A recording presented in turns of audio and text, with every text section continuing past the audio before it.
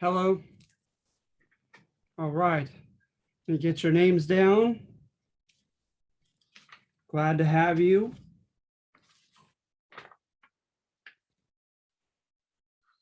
Let's see here.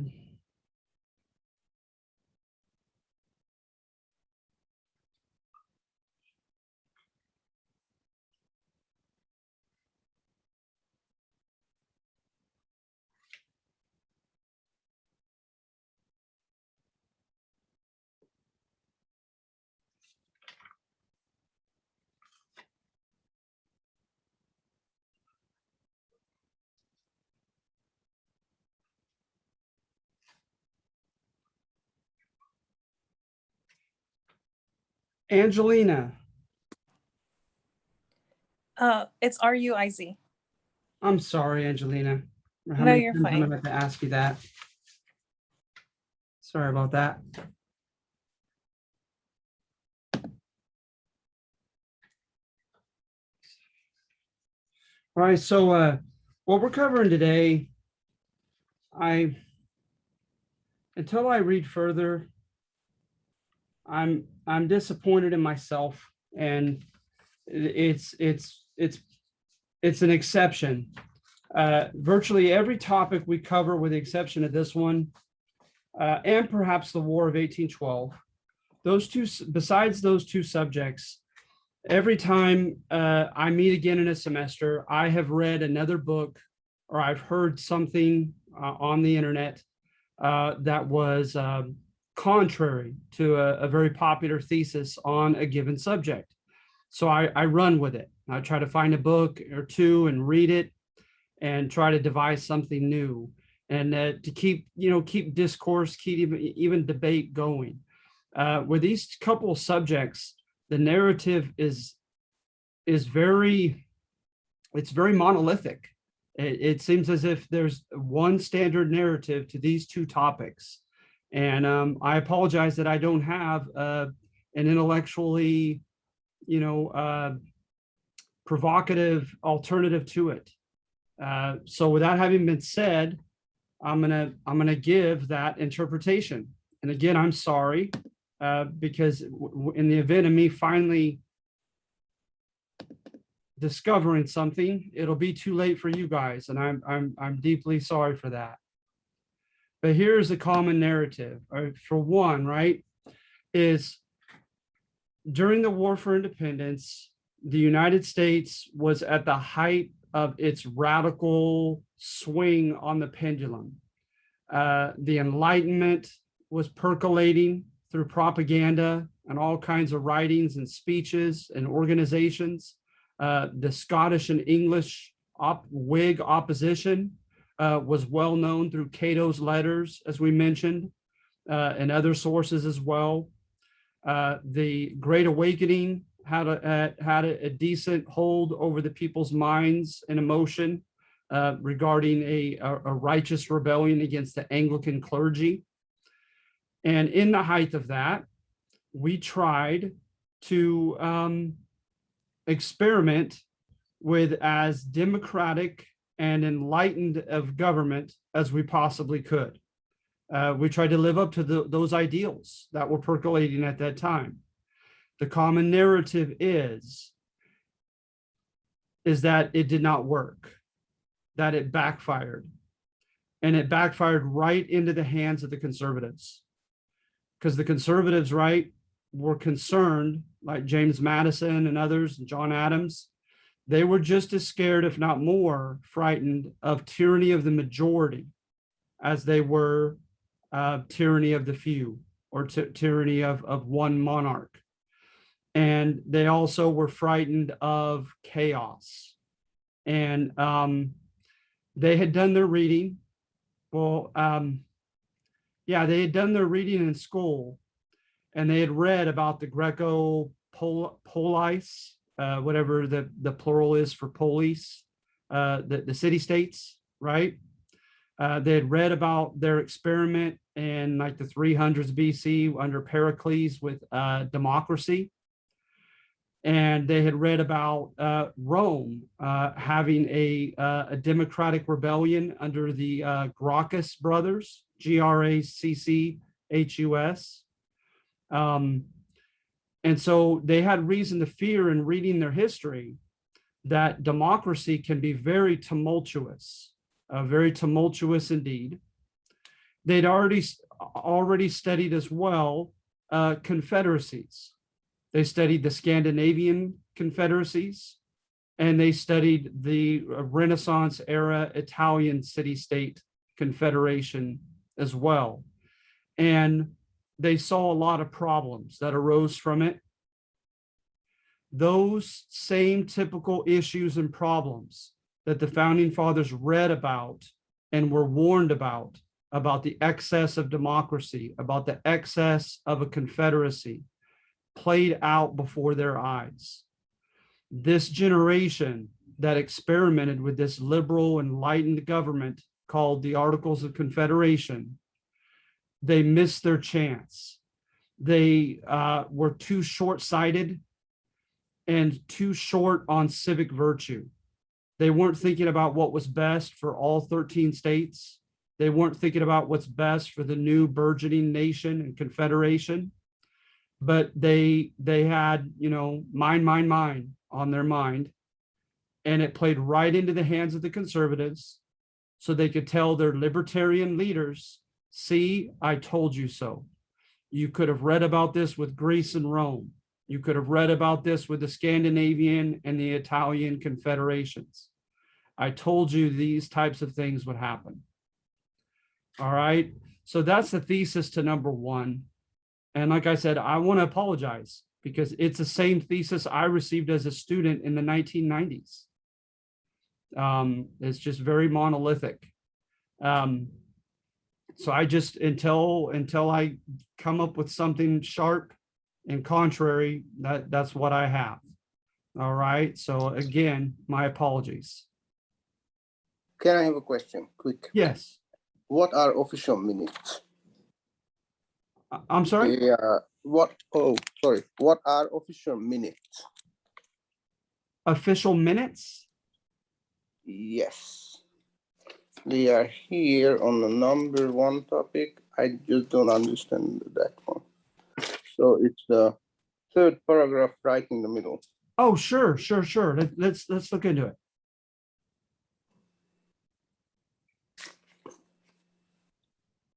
It's right there. Oh, as evident in the lines official over. minutes. Yes, I just don't understand it. I do understand what's written there. I just didn't understand the words. Yeah, no problem. No, they would usually have a scribe, a secretary, and that person would write that person would write down what was spoken in the meeting. And those are called the official minutes. Oh, I see now. Thank you. No problem. So yeah, Mr. Virag, you've told us yourselves, English is not your first language, is it? No. I moved here 5 years ago from Hungary. No, it's 6 years now. 6 years ago, yeah. Good for you. Well, I tell you what, hats off to you. I double majored, and my second major besides history was a foreign language, and I took 2 semesters in a foreign country, and I could empathize with it, how intimidating and tough that is. Oh, yeah. But not to your degree, as actually moving and living and embracing, and that's wonderful. It was, yeah, in the beginning, yes. Now, luckily, I got married. We got married, so it's settled now. It's fine. Good. That's great. That's part of the beautiful American dream, right there. So here with number one, that's the thesis that's going to be conveyed. Okay. So notice how the enlightened mood, if you would, that they were in during the Confederation. They adhered to the social contract with elected politicians and written constitutions. You think, okay, yeah, of course. It kind of goes without saying, right? It seems like an axiom that you just don't question in American political tradition. No, this was relatively new.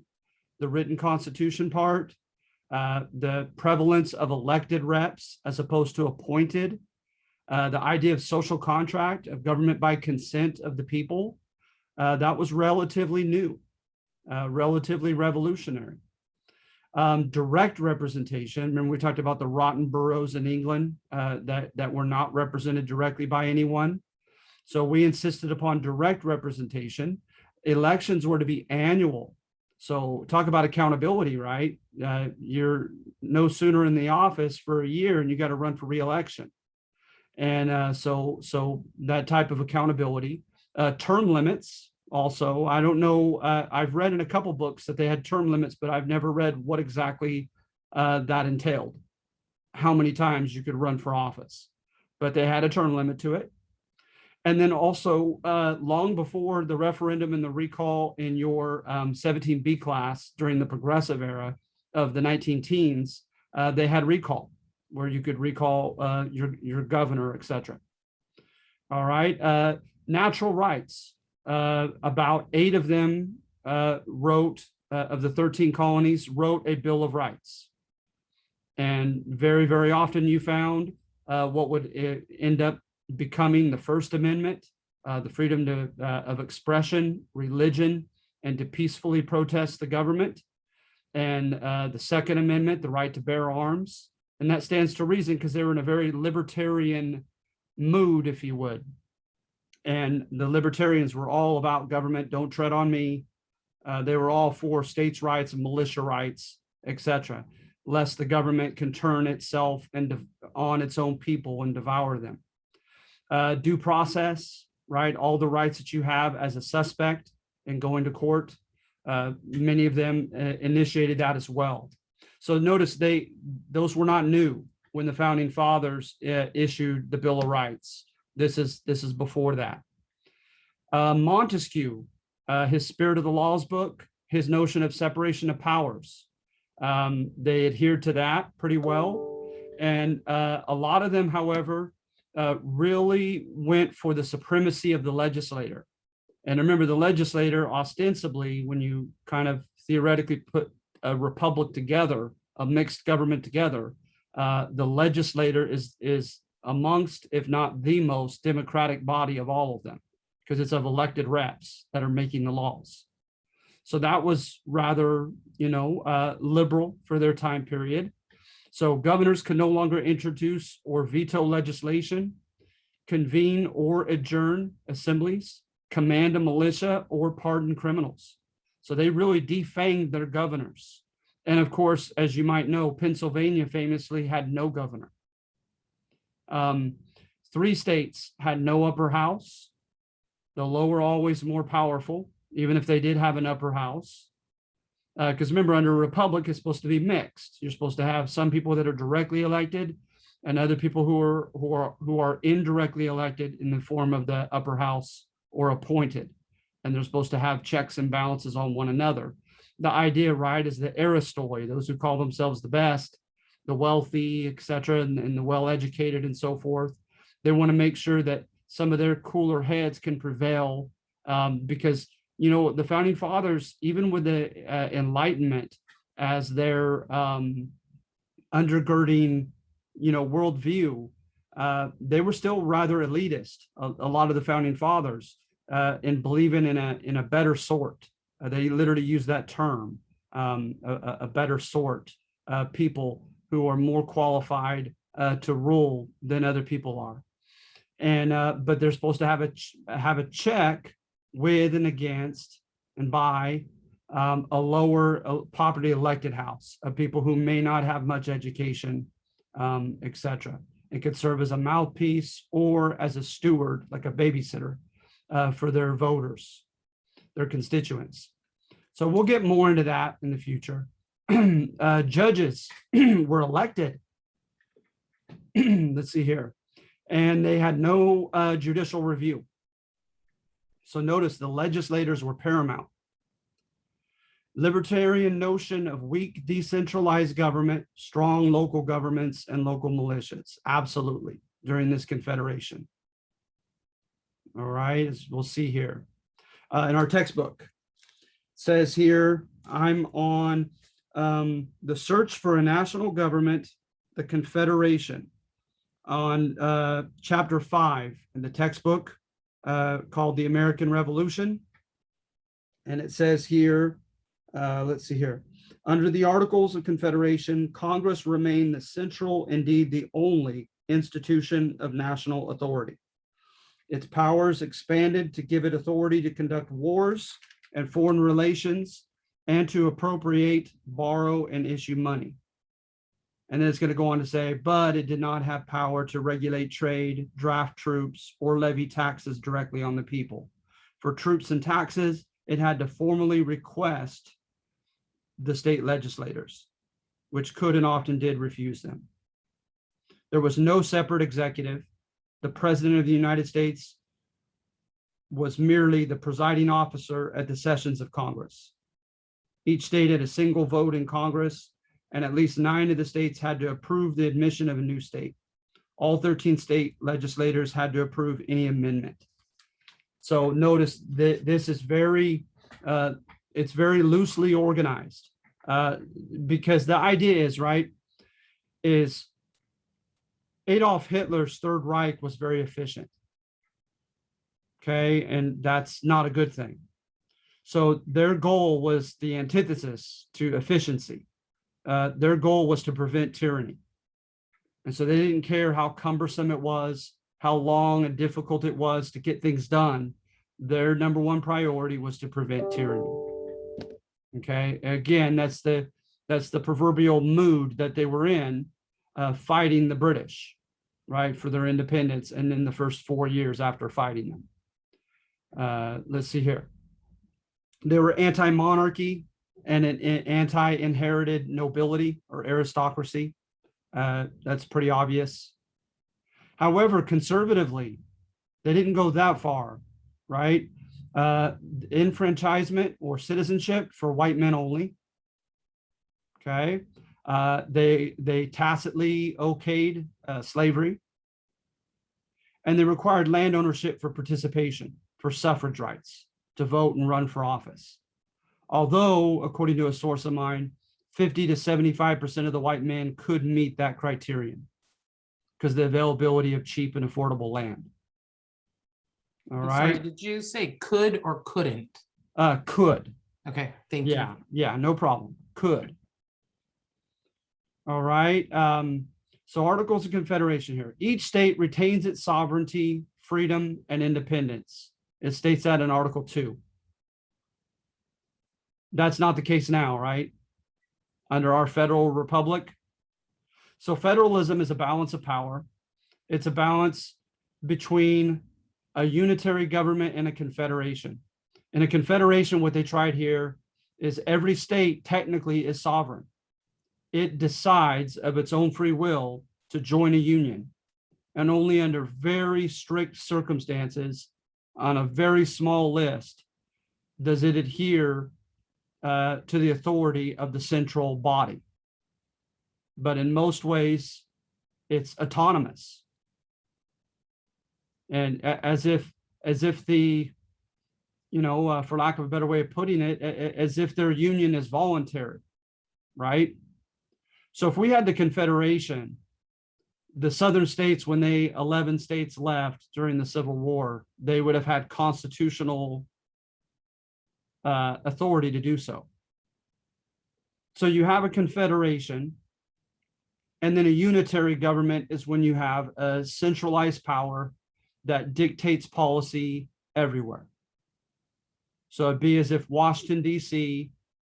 Controlled all civil, criminal codes, everything here in California, and technically left no need for local, county, and state government laws.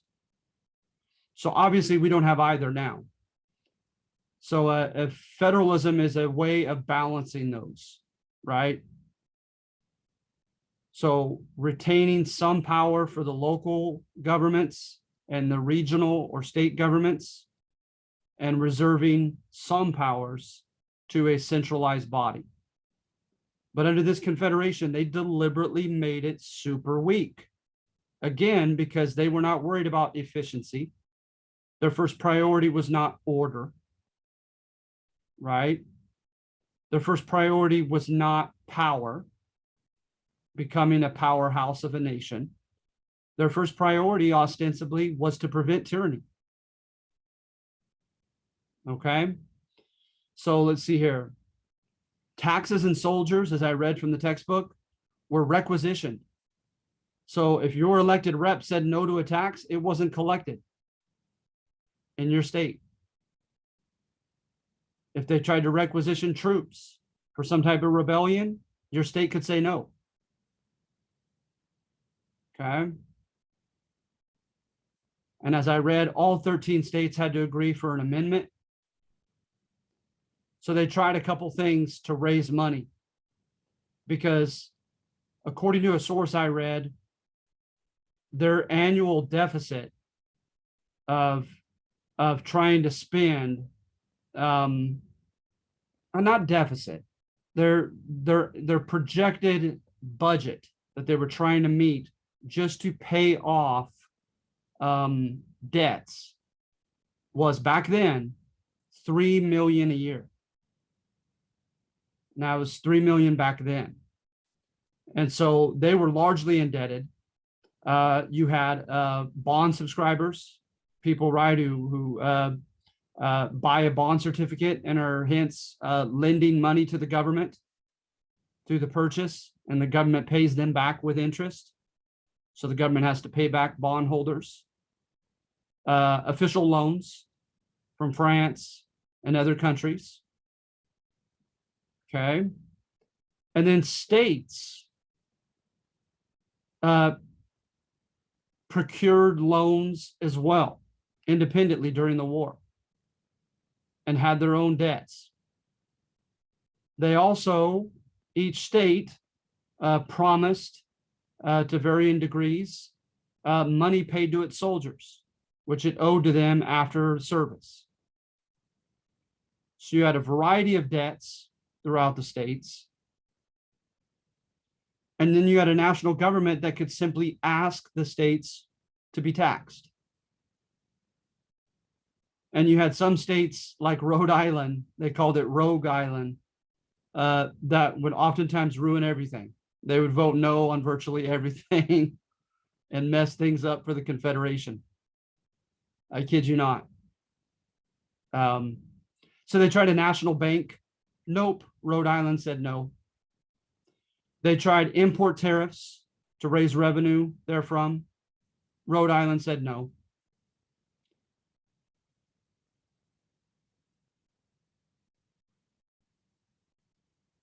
They began printing their own money in the states, which just created chaos as well. Now, the Continental Congress morphed into the Confederation, and it printed money as well. And it expected that money to be officially recognized throughout the states, but states still printed their own money. It got crazy. And then with the inflation, it was exacerbated by the fact that the debtors' laws, where you had a majoritarian legislator, right, that was elected by the majority of citizens, held accountable to them from year to year, they had pressure put upon them to grant stay laws to the debtors. When they owed money and couldn't pay it back, they would pass laws buying them more time to do so. And then in some cases, they would simply print money and deliberately cause inflation so that owing $100 prior to the inflationary printing was, think of it as owing $100. And then with inflation, 100 doesn't buy you hardly anything purchasing power wise. And that $100 converts to like $10. And so it's a lot easier for the debtor to pay that $100 back during inflation. But the creditor, the lender, is not getting the full value of his $100 back, is he? So it becomes a class issue. The creditors or lenders do not want hyperinflation, and the debtors do. But the debtors simply were able to outvote them by numbers because the enfranchisement had broadened largely to a lot of white men. So this infuriated the wealthy, right? And then it's going to culminate. Yes? Didn't they just stop giving them loans then? Yes, they would. Absolutely. Uh-huh. So then both of them lose basically, no? Because the whole thing will come to a stop. That's it. Nobody will get That was exactly John Adams and Alexander Hamilton's point, is they said just that. As they said that they're going to rescind their loans, they're not going to loan in the future, lend in the future, and it's going to hurt everybody. Mhm. Absolutely. And then it's going to culminate, right, with Shays' Rebellion. Daniel Shays, they tried to issue stay laws in Massachusetts to help out the debtors, and they failed. So the judges came into the Western districts of Massachusetts to collect on those debts and take their collateral, right, including their homes, for their inability to pay. They put their old soldier uniforms on from the War for Independence and threatened to kill the judges.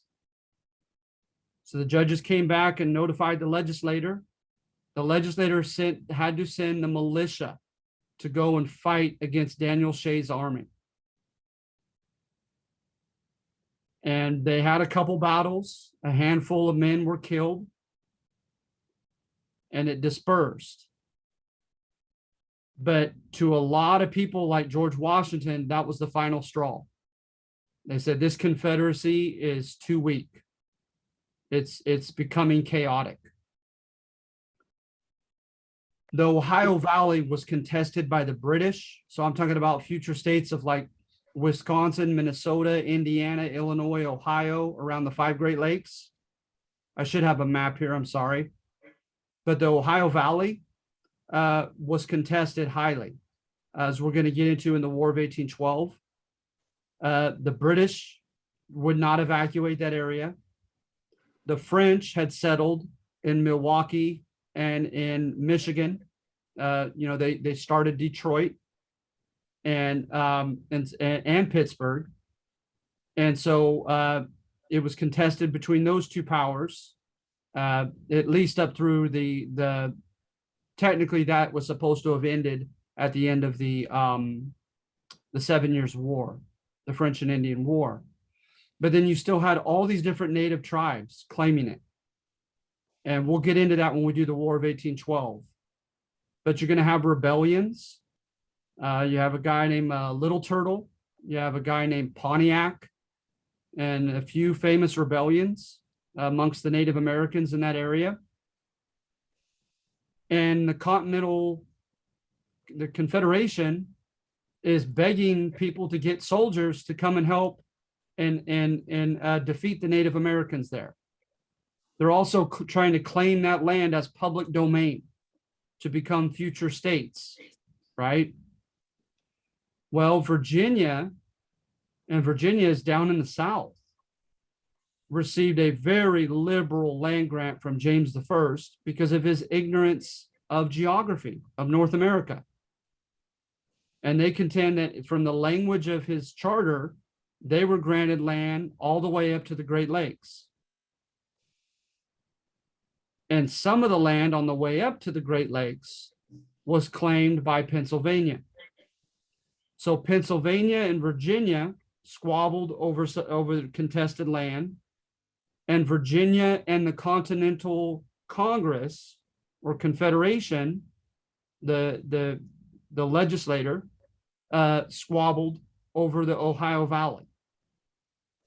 Okay.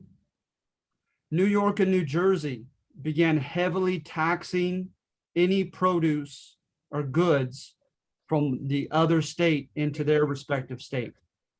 And it became rather childish and punitive to a degree that they called it a commercial war between New Jersey and New York as neighbors. Spain claimed the Mississippi River and claimed that no Americans could use it for 25 years as our western border of our new country. And so we sent a guy named John Jay to try to negotiate out of that. Instead, he happily returns, having failed doing so, and lets it become known to others who put it into the press that he wanted it that way because he feared and was jealous of the commercial promises of the West and of the South. And he liked that the Mississippi was shut down for them as a representative of the Northeast. And so you see all this inadequacy, all this disorder, all this jealousy and infighting, right? And again, when you look at the Founding Fathers' classical education, they had read about this.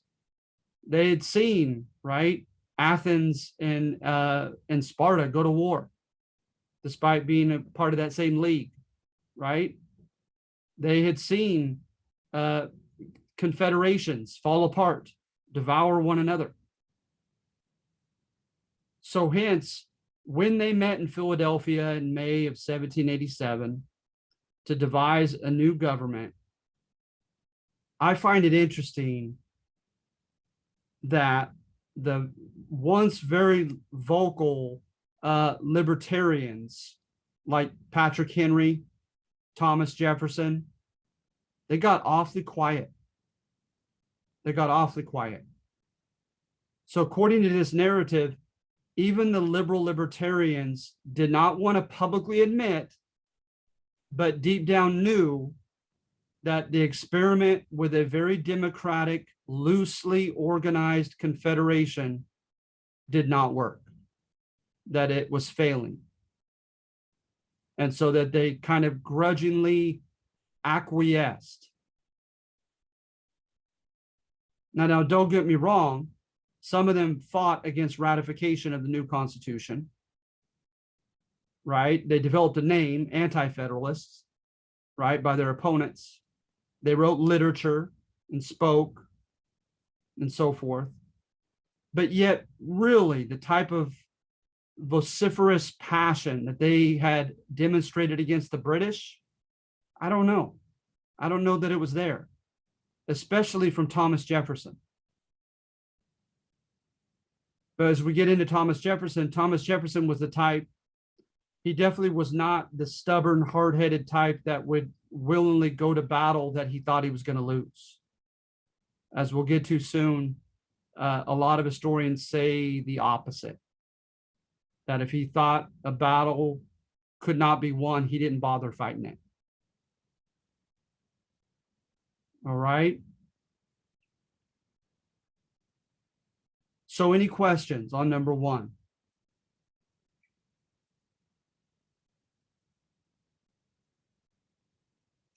All right.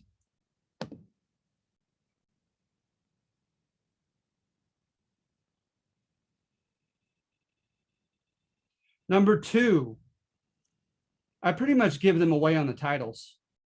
Popular clamor for enlightened and classically liberal government extracted concessions from the Founding Fathers. So the Founding Fathers, right, when they met at that Constitutional Convention in Philadelphia, they did not hire an official person to take minutes. They did not allow the press to come in. They wanted to be able to speak their minds and have some secrecy, right? So a lot of that which we have are just from like the diary of James Madison and a couple others who kept a diary and wrote some stuff. So it was a closed session. And in it, as you'll do on the next assignment, you're going to find that this is no confederation that we're under now, right? in this new constitution. So for instance, Article 1, Section 8 says, sorry, states, now the federal government can do this, can do that, can do this, can do that. It's going to give the federal Congress coercive tax power. So all they need is a majority of congressmen to pass it. And it doesn't matter if you said yes or no to the tax, right? Your district is still going to have them collected within. It's going to give power to raise an army, to commandeer state militia in time of war or in case of an insurrection. It's going to give this government the power to regulate interstate trade, right? And when you look at the major offices, you have the president and the executive cabinet and vice president. You have the judiciary, the Supreme Court at the top. You have the Senate, and then you have the House reps underneath them, right? How many of those four are elected by citizens in our Constitution? Initially, one. The House reps only.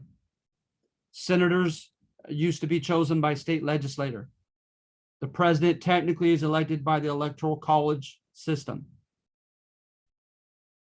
Supreme Court justices handpicked for life, not elected like in the Confederation.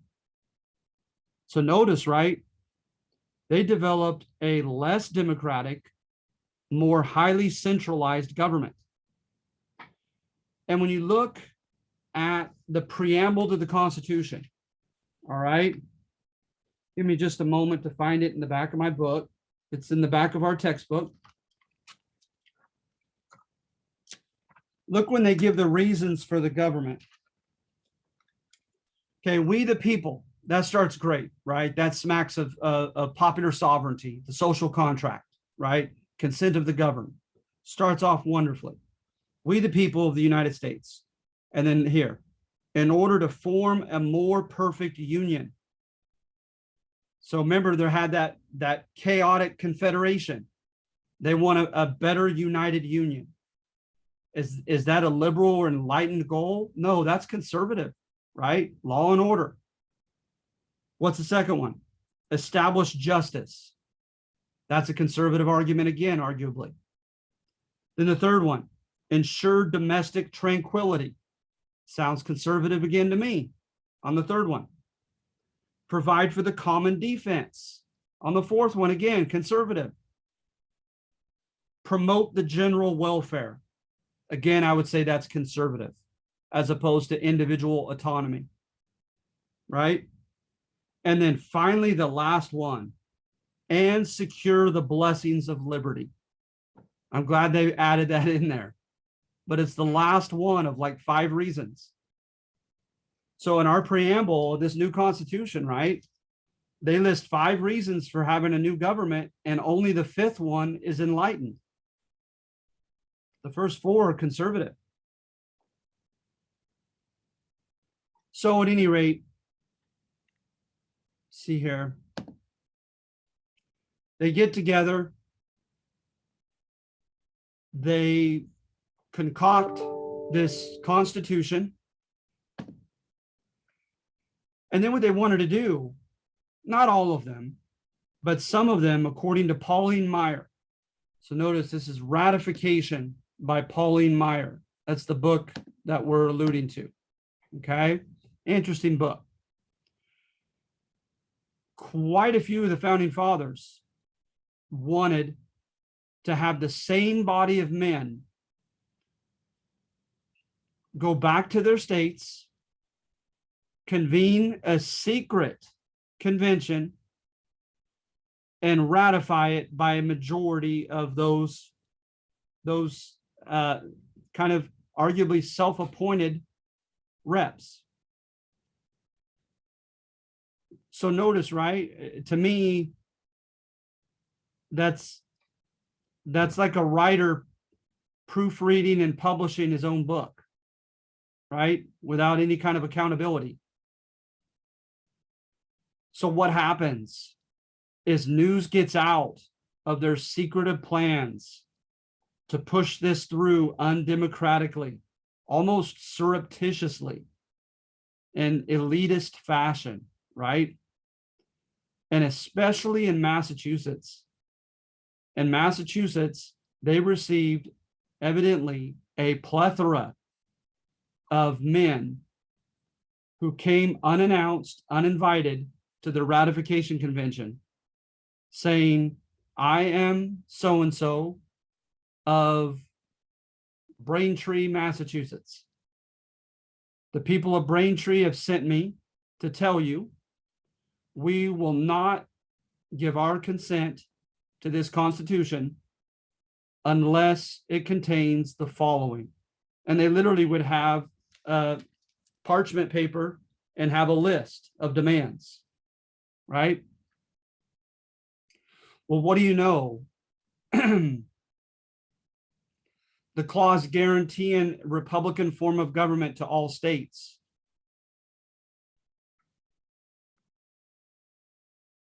Freedom of religion, expression, and to peacefully protest the government.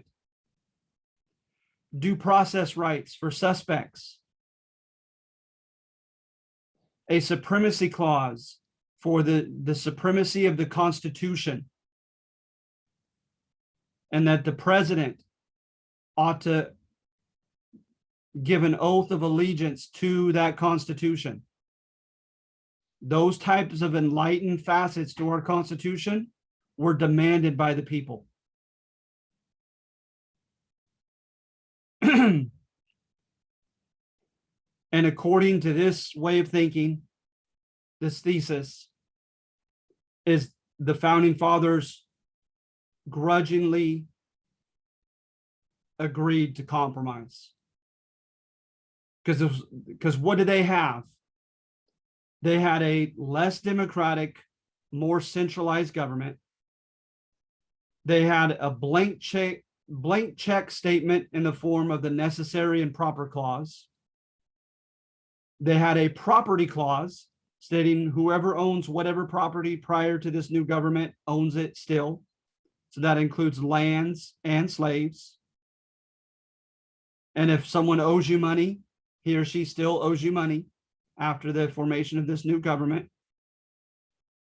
So meaning the well-to-do founding fathers got what they want in this new Constitution.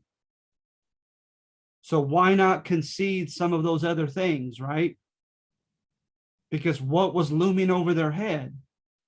Shays' rebellion. They didn't want a rebellion. So in her book, it makes that generation of American people look exceptionally alert, jealous of their rights and liberties, demand to be treated well. But it was because of those pamphlets, no, that they could read before, so they were basically more educated than for example, European average people, no?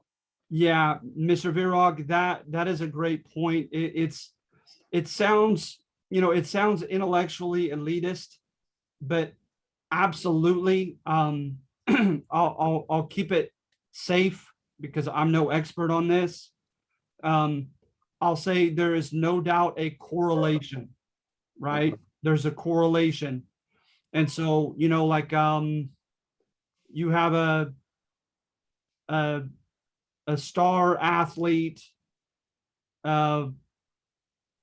tennis player, and he has a unique tennis racket, or he has something unique physiologically, and he continues to win against other people who don't have that. The two correlate, but to what extent is it causation? That racket, that physiological, right, facet to his body actually caused him to win is kind of up for debate. So same thing here is I'm not well informed enough to know that an educated public is more conscious, is more vigilant, right? Necessarily every time, but the correlation is there. Many, many times when you have had a vigilant population, they have also happened to be educated. So absolutely, a lot of people. So I just wanted to give myself that out. I don't pretend to be an expert in that field, but I personally see a lot of merit to the argument that that is not a coincidence. And also before this English, the change happened, the founding fathers also were pushing the same rights that they didn't really want now, didn't they? So the people still may have remembered that. Absolutely. Absolutely. That's a great point, Mr. Virag. Because remember, according to Howard Zinn and some highly revisionist historians, it was just propaganda. It was just the carrot to keep in front of them, right? To keep them to fight with and for them. Mm-hmm. But that's just it. Even if it wasn't sincere, you can't promise a generation those things and take back that promise. Yeah, very good point. Very good point. So yeah, absolutely. That's what we find here is a very positive depiction of this generation of people, but somewhat of a negative image of the founding fathers, right? Where they kind of had to twist their arms to concede these things. They had to pressure them. So yeah. So any comments or questions on number 2?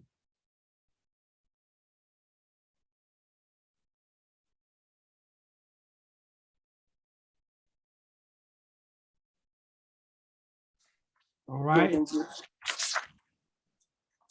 I'm sorry. No, I said no, thank you. I just checked Okay. my paper. No problem. No problem. All right. So yeah, note that a very broad question on both of these will be found on test 2.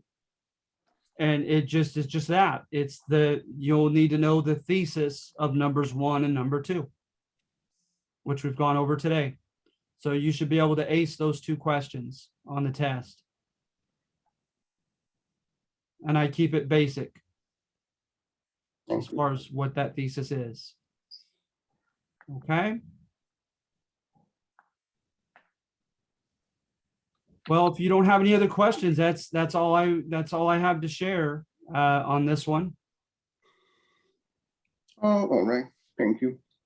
Thank you. I appreciate having you guys. I really do. Thank you. All right. You guys have a good rest of your week. You too. Thank you. Thank you. Thank you, Michael. Thank you.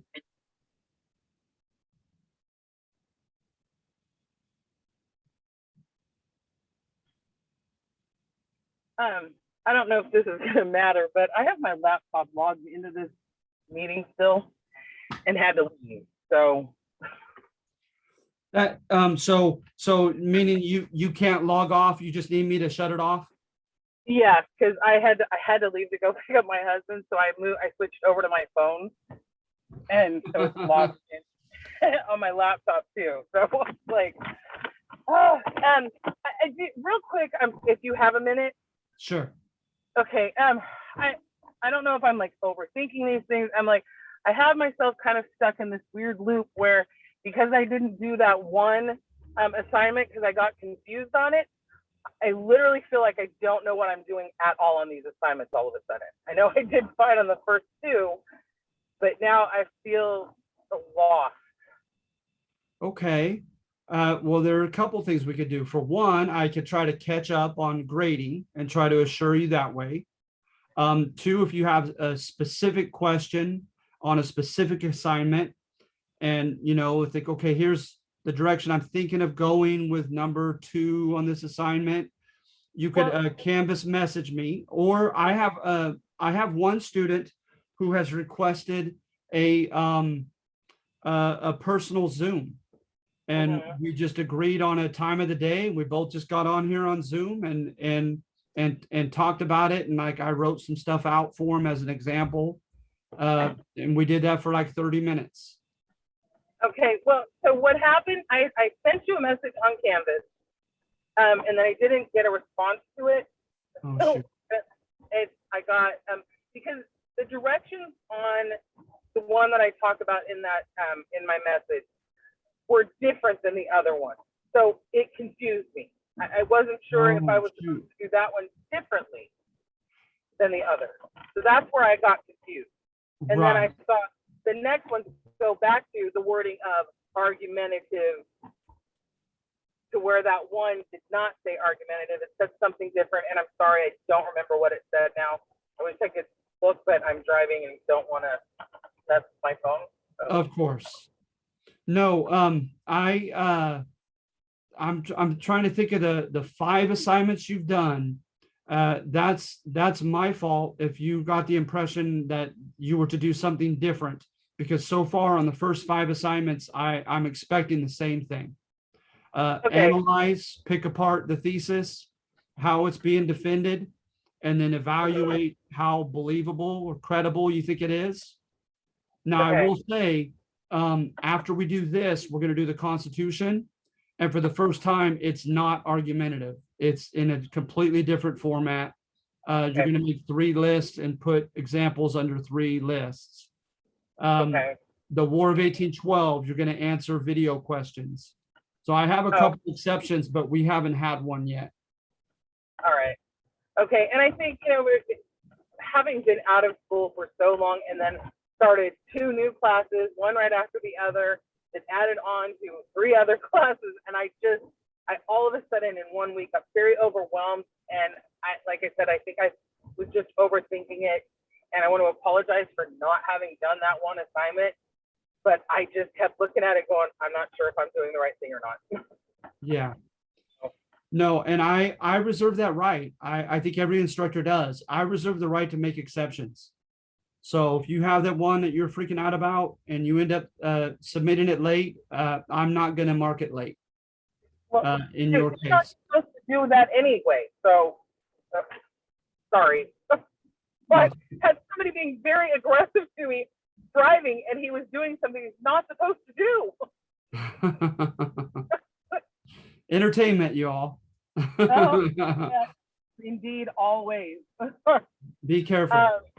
Yeah, I'm almost stopped at where I need to stop. But yeah, okay, so I'm gonna try and get that. I'm gonna get that paper done. It probably won't be today because I have another class that the instructor is a little. That's okay. We'll make an exception with this one for you.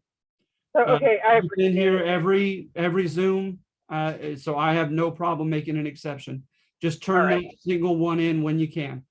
Okay, super. Thank you. I appreciate it, and thank you for taking the time after the class. No problem. All right. All Have a right. great week. Thank you. Too. All righty. Bye-bye. Bye. Bye-bye. Kaleo, Anise, anyone else still on? Any questions? Any questions or comments? You okay? Thumbs up?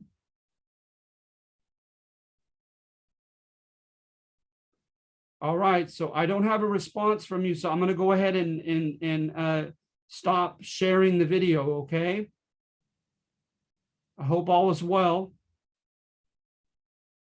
Thank you very much.